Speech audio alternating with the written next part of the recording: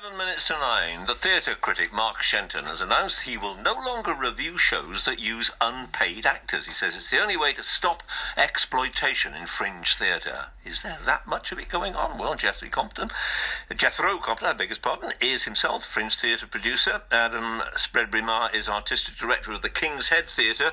And Jethro, you do use unpaid actors, right?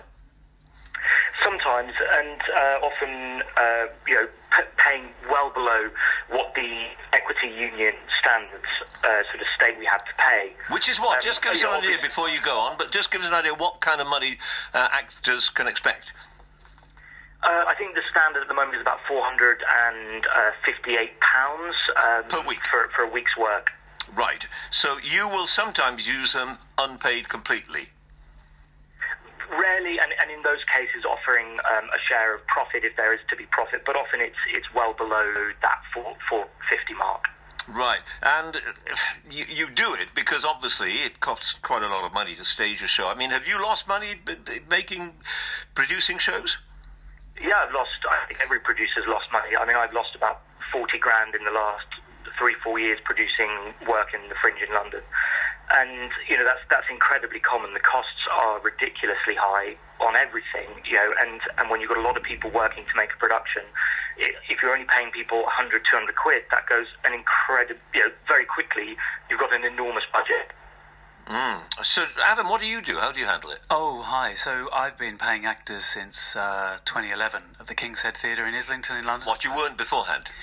When I first started my career, there was an inherited culture of profit share, and once we realised that we could do something about it if we made it a priority, we found a way to surmount it, and we've been doing it for the last 7 years. And what sort of money do you pay them?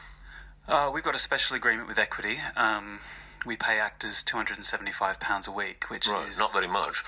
Well, it's legal. Right. To start with, the National Minimum Wage Act came in 1998. Can't live in Islington on that, that's for sure.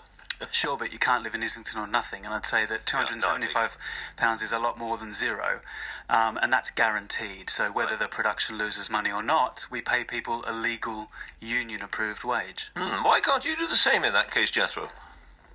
I have done it. I have done occasionally, but sometimes a project is too expensive, and once you lose all your money on one project, it's very difficult to take that sort of risk immediately the year after.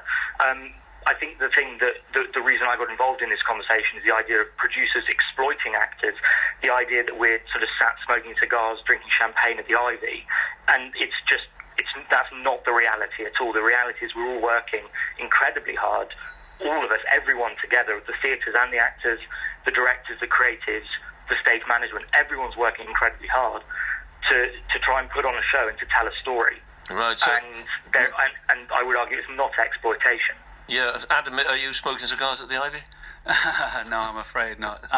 But I think it's interesting. You don't open a cafe and tell the waiting staff, sorry, I can't afford to pay you because we didn't make enough money this week. And if you're in the business of making professional theatre, then I think that there is a clear boundary that professional theatre is when people get paid, and saying that, there isn't just enough money this time, it's like, don't do the show and wait until you have enough money to do the show. But if the actors want to do it unpaid because perhaps it's going to help them get another gig in another 3 months, which will be paid, and it'll build their career, it'll establish them as professional actors, what's wrong with that? I can understand the argument, but if we do that, we're just going to perpetuate this cycle that it's okay to work for free. But there needs to come a point in time, and the industry is evolving, and I think that time is here, that actually if we just say as producers, no, we're going to take ethical responsibility over this and we're going to stop doing this, then that's how change happens. And the reality is that since 2014, there's been 300 fringe productions in London that have used a new equity agreement that have paid actors, 300 productions that have paid actors £2.75 million, which wouldn't have happened if people and producers hadn't have said, we're changing this. All right, I have to stop it there, I'm afraid. Adam and Jethro, thank you both very much.